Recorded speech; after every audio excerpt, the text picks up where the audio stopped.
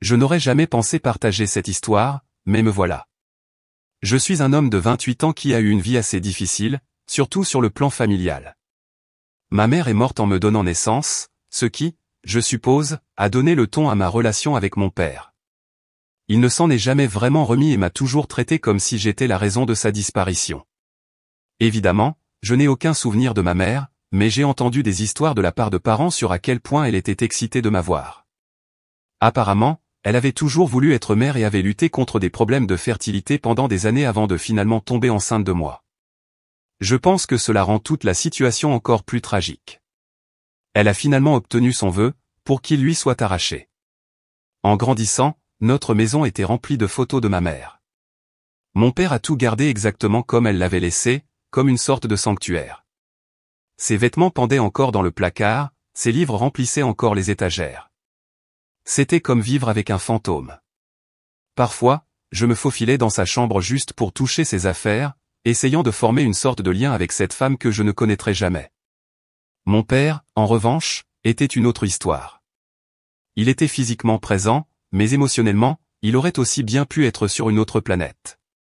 Il se contentait de remplir ses obligations de père, s'assurant que j'étais nourri, habillé et que j'arrivais à l'école à l'heure, mais il n'y avait jamais de chaleur ou d'affection.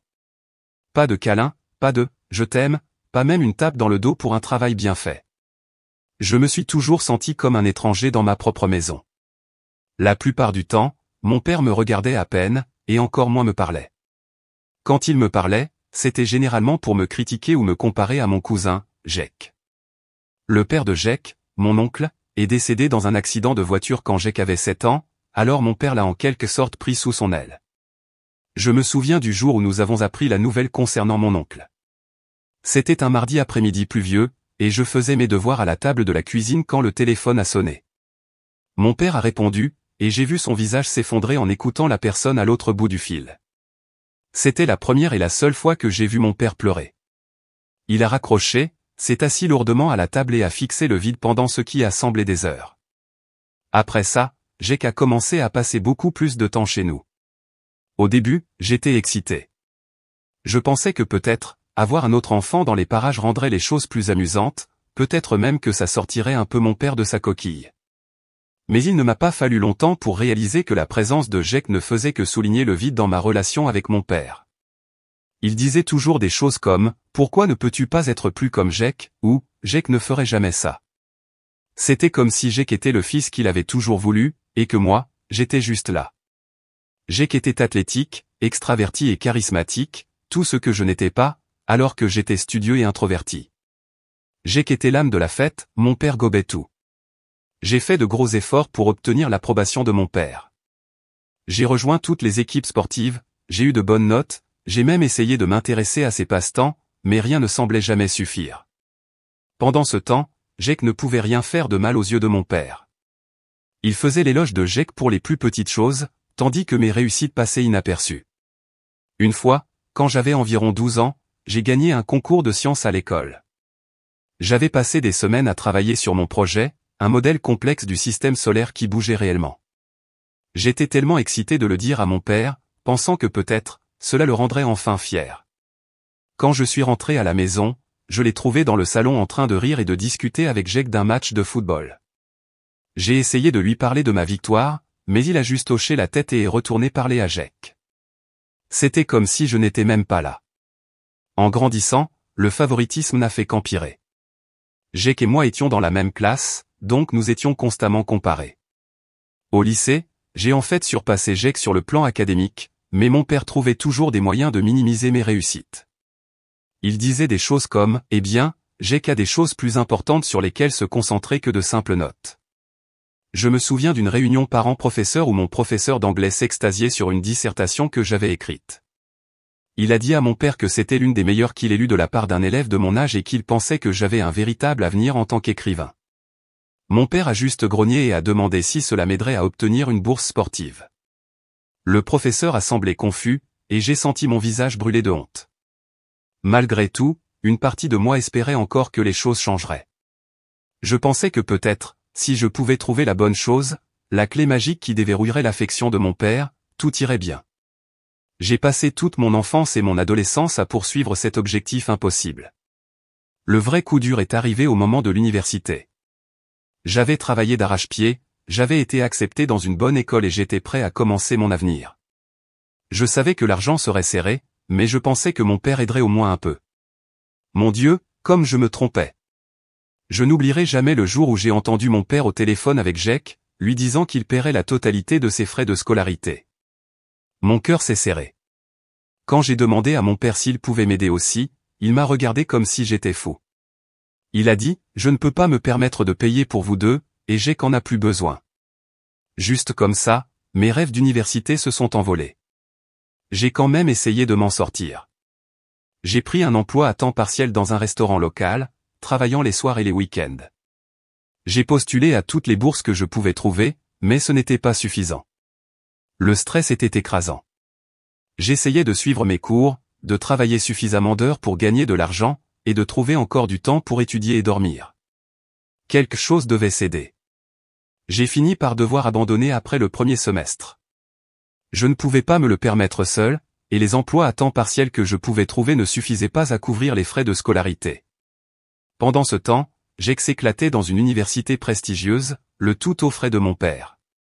Il publiait des photos sur les réseaux sociaux de son dortoir chic, des voyages de vacances de printemps qu'il faisait, du nouvel ordinateur portable que mon père lui avait acheté pour l'école. Chaque publication était comme un couteau qui se tordait dans mes entrailles. C'était la goutte d'eau qui a fait déborder le vase pour moi. J'ai fait mes valises et j'ai quitté la maison. J'ai coupé tout contact avec mon père et Jake. Ça faisait un mal de chien, mais je savais que je devais m'éloigner de cet environnement toxique. Je ne pouvais pas continuer à vivre dans l'ombre de ma mère décédée et du cousin qui avait en quelque sorte pris ma place dans le cœur de mon père.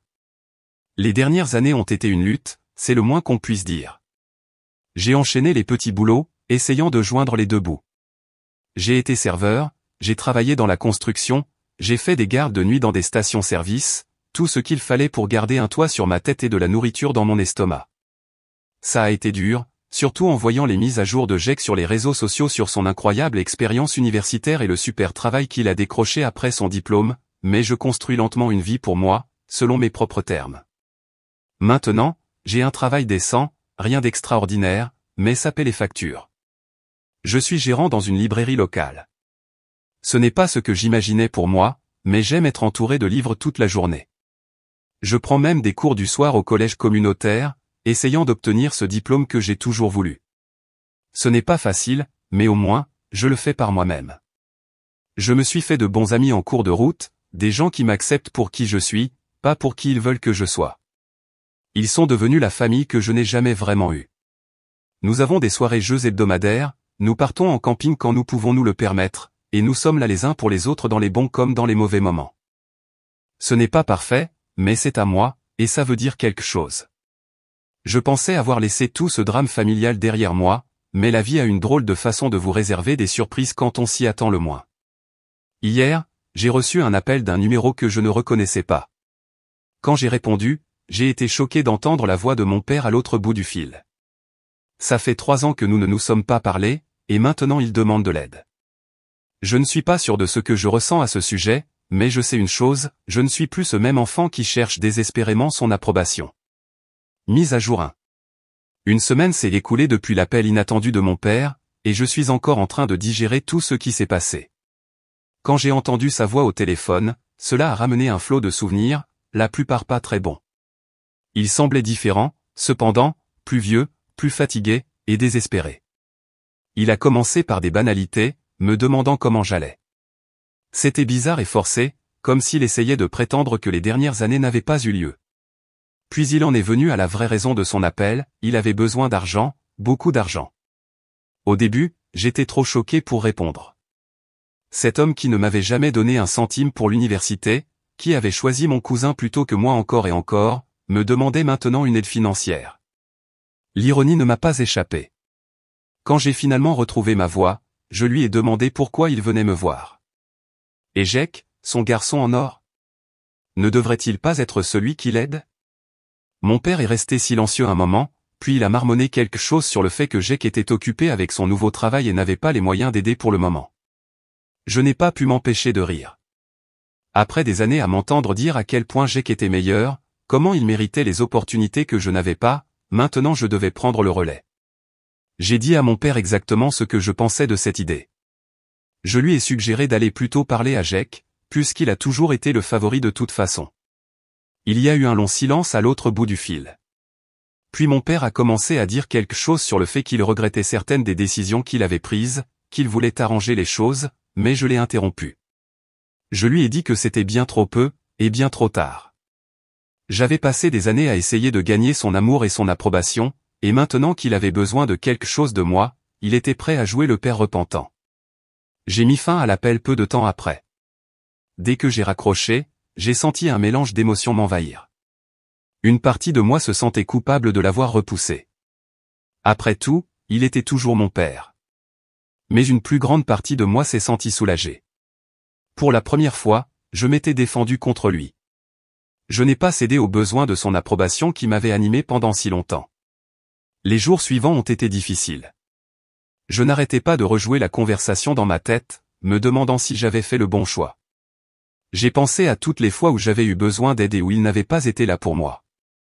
Les frais de scolarité, bien sûr, mais c'était plus que ça, tous ces petits moments où un enfant a besoin de son père, les événements scolaires, les conseils sur les filles, l'apprentissage de la conduite. Il avait été absent pour tout ça.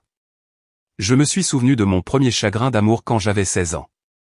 Elle s'appelait Sarah, et je pensais que c'était la bonne. Nous sortions ensemble depuis 6 mois quand elle a rompu avec moi pour un des joueurs de football. J'étais dévasté. Je suis rentré à la maison ce jour-là, les yeux rouges d'avoir pleuré, et mon père était à sa place habituelle sur le canapé en train de regarder la télévision. Il a à peine levé les yeux quand je suis entré.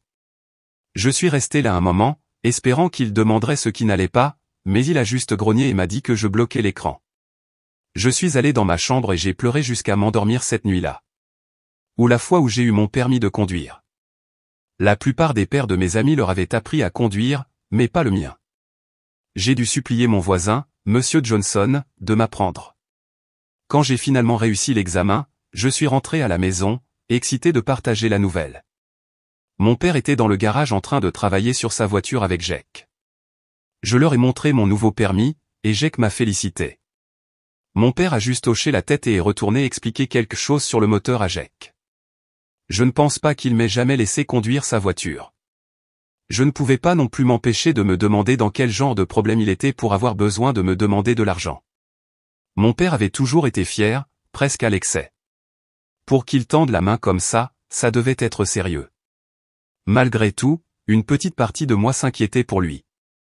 Mais ensuite, je me suis souvenu de toutes les fois où je m'étais inquiété pour mon propre avenir, luttant pour joindre les deux bouts après avoir dû abandonner l'université. Où était son inquiétude alors ? J'avais dû me débrouiller seul, et je l'ai fait.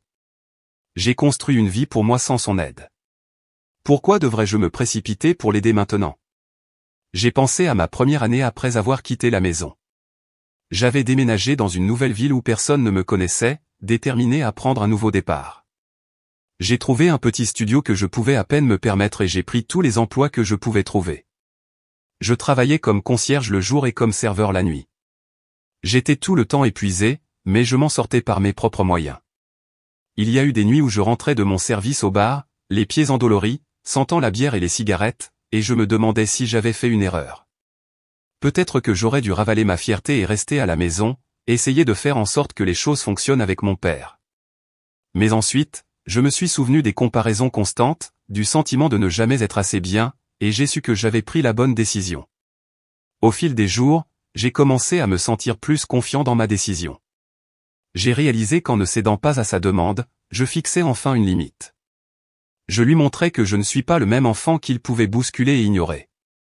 Je suis maintenant un adulte, je prends mes propres décisions, et je ne lui dois rien. Pourtant, la curiosité me rongeait. Qu'est-ce qui avait conduit à cette situation ? Pourquoi Jake, le garçon en or, ne pouvait-il ou ne voulait-il soudainement pas aider ?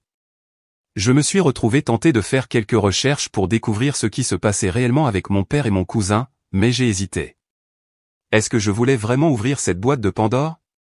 Est-ce que ça valait la peine de remuer toute cette vieille douleur et ce ressentiment ? J'ai pensé à contacter ma tante, la mère de Jake. Elle avait toujours été gentille avec moi, même si elle était un peu distante. Peut-être qu'elle saurait ce qui se passait. Mais ensuite, je me suis souvenu de la dernière fois que je l'avais vue lors d'une réunion de famille, juste avant de quitter la maison. Elle avait fait un câlin d'adieu à Jake, lui disant à quel point elle était fière de lui d'être entrée dans une si bonne université. Quand ce fut mon tour de partir, elle m'a juste fait un faible sourire et une tape sur l'épaule. J'ai décidé de ne pas l'appeler. Au moment où j'écris cette mise à jour, je ne sais toujours pas quoi faire ensuite. Une partie de moi veut laisser le passé dans le passé et continuer à me concentrer sur ma propre vie et ma croissance, mais une autre partie ne peut s'empêcher de se demander ce qui se passe réellement avec mon père et Jake. Je suppose que seul le temps dira si je décide de creuser davantage, ou si je vais laisser le chat qui dort tranquille. Mise à jour 2. Environ un mois s'est écoulé depuis ma dernière mise à jour, et beaucoup de choses se sont passées. Malgré mon hésitation initiale, ma curiosité a eu le dessus. J'ai décidé de faire quelques recherches pour savoir pourquoi mon père avait soudainement besoin d'aide et pourquoi Jake ne se manifestait pas. J'ai commencé par contacter quelques amis de la famille qui étaient encore en contact avec mon père. Au début, ils étaient réticents à en dire long, mais finalement, j'ai réussi à me faire une idée assez claire de ce qui s'était passé. J'ai d'abord appelé Madame Peterson. Elle avait été la meilleure amie de ma mère et avait toujours été gentille avec moi en grandissant. Elle a semblé surprise d'avoir de mes nouvelles, mais elle était heureuse de discuter. Après quelques banalités, j'ai orienté la conversation vers mon père et Jake. Madame Peterson a hésité, puis a soupiré profondément avant de commencer à me mettre au courant. Il s'avère que mon père s'était entièrement consacré à soutenir Jake, bien au-delà du simple paiement de ses frais de scolarité. Il avait aidé Jake avec la compte pour une maison, lui avait acheté une voiture et avait même investi dans une entreprise que Jake voulait lancer. Pour faire tout cela, mon père avait contracté des prêts et épuisé ses cartes de crédit. Il se noyait sous les dettes, tout cela pour donner à Jake la vie qu'il pensait qu'il méritait. Madame Peterson m'a raconté une conversation qu'elle avait eue avec mon père il y a quelques années. Il s'était vanté des succès de Jake, disant qu'il serait un jour un grand homme d'affaires. Quand elle a demandé de mes nouvelles, mon père a juste haussé les épaules et a dit qu'il espérait que j'allais bien. L'indifférence dans sa voix l'avait choqué. Ensuite, j'ai contacté mon ancien voisin, Monsieur Johnson, celui qui m'a appris à conduire. Il avait toujours été observateur et m'a mis au courant de certains des événements les plus récents. Apparemment, Jake avait convaincu mon père d'investir dans une start-up qu'il lançait avec des amis de l'université. C'était une sorte d'entreprise technologique, mais Monsieur Johnson n'avait pas les détails. Ce qu'il savait, c'est que mon père avait réhypothéqué la maison pour obtenir l'argent de l'investissement. Le pire? Le nouveau travail de Jake, dont mon père s'était vanté, ne se passait pas si bien. L'entreprise avait fait faillite, et Jake avait lui-même du mal à joindre les deux bouts. Quand mon père s'est tourné vers lui pour obtenir de l'aide avec la dette croissante, Jake lui aurait dit qu'il ne pouvait rien épargner pour le moment. Monsieur Johnson avait surpris une dispute entre mon père et Jake il y a quelques semaines à peine. Jake était arrivé au volant d'une nouvelle voiture flashy, et mon père l'avait confronté au sujet de l'entreprise qui avait échoué et de l'argent qu'il avait investi. Jake avait crié quelque chose comme quoi ce n'était pas sa faute si le marché avait changé et qu'il rembourserait son père quand il le pourrait. Il avait démarré en trombe, laissant mon père là, debout, avec un air de défaite. Je dois admettre qu'une partie de moi a ressenti un sentiment tordu de satisfaction. Après des années à être comparé à Jake, à m'entendre dire que je n'étais pas assez bien, il s'est avéré que le garçon en or n'était pas si en or que ça. Mon père avait mis tous ses œufs dans le même panier, et maintenant ce panier était cassé. Mais surtout, je me sentais fatigué du drame, fatigué de la douleur, fatigué des « et si ». J'ai pensé à quel point les choses auraient pu être différentes si mon père avait investi en moi de la même manière qu'il l'a fait pour Jake. Peut-être que j'aurais fini l'université, peut-être que j'aurais une carrière différente. Mais d'un autre côté, peut-être que je n'aurais pas appris les précieuses leçons que j'ai apprises sur l'autonomie et la persévérance. Je me suis souvenu de ma lutte après avoir abandonné l'université, comment j'avais enchaîné les petits boulots, survivant souvent de nouilles ramen et de café bon marché. J'ai pensé aux nuits que j'avais passées à étudier après de longues journées de travail, déterminé à m'améliorer même sans éducation formelle. Ça avait été difficile, mais ça a fait de moi qui je suis aujourd'hui. J'ai débattu de l'opportunité de confronter mon père avec ce que j'avais appris. Finalement, j'ai décidé de lui envoyer un texto. Je lui ai dit que j'étais au courant de la situation avec Jake et de la dette. Je n'ai pas offert d'aide, mais je ne me suis pas non plus réjoui. J'ai simplement dit que j'espérais qu'il pouvait maintenant voir que les choix qu'il avait faits avaient des conséquences, non seulement pour moi, mais aussi pour lui. Il m'a répondu quelques heures plus tard. Son message était long, rempli d'excuses et de regrets. Il a dit qu'il réalisait maintenant à quel point il m'avait traité injustement, comment il avait laissé son chagrin suite à la mort de ma mère obscurcir son jugement. Il a parlé de la fierté que ma mère aurait eue de l'homme que j'étais devenu, malgré ses échecs en tant que père. Il m'a demandé si nous pouvions nous rencontrer pour en parler. Je suis resté longtemps avec ce message, ne sachant pas comment répondre. D'un côté, une petite partie de moi, celle qui était encore ce petit garçon désespéré de l'amour de son père, voulait dire oui. J'imaginais un scénario où nous nous rencontrerions, parlerions et réparerions comme par magie notre relation. Mais l'adulte que je suis devenu, celui qui a dû se battre pour tout ce que j'ai, savait que ce n'était pas si simple.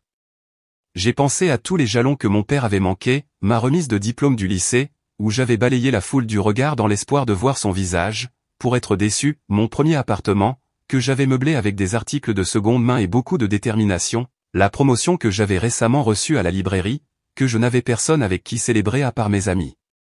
Finalement, j'ai répondu que je n'étais pas prêt pour une rencontre. Je lui ai dit que, même si j'appréciais ses excuses, les mots seuls ne pouvaient pas effacer des années de négligence et de favoritisme. J'ai dit que j'avais besoin de temps et d'espace et qu'il devait respecter cela. J'ai aussi clairement indiqué que je ne le renflouerais pas financièrement. Ses décisions l'avaient conduit à ce point, tout comme mes décisions m'avaient conduit là où je suis. Ce n'était pas ma responsabilité de réparer ses erreurs. Alors que je suis ici à écrire cette mise à jour, je me sens plus léger d'une certaine manière, pas heureux exactement, mais comme si un poids avait été enlevé de mes épaules. Pendant si longtemps, j'ai porté le fardeau d'essayer de gagner l'amour de mon père, de me demander ce qui n'allait pas chez moi pour qu'il favorise Jack. Maintenant, je vois que ça n'a jamais été à propos de moi du tout. C'était à propos de ses propres problèmes, de sa propre incapacité à faire face à la perte et au chagrin. Je ne sais pas ce que l'avenir réserve à ma relation avec mon père, ou à son absence. Peut-être qu'un jour nous pourrons avoir une vraie conversation sur tout ce qui s'est passé. Peut-être pas. Pour l'instant, je me concentre sur ma propre vie, sur ma propre croissance. Je continue mes cours du soir, travaillant pour obtenir ce diplôme. Je construis des relations avec des gens qui m'apprécient pour qui je suis, pas pour qui ils veulent que je sois. La semaine dernière, j'ai aidé mon amie Sarah, pas la même Sarah du lycée, à emménager dans son nouvel appartement.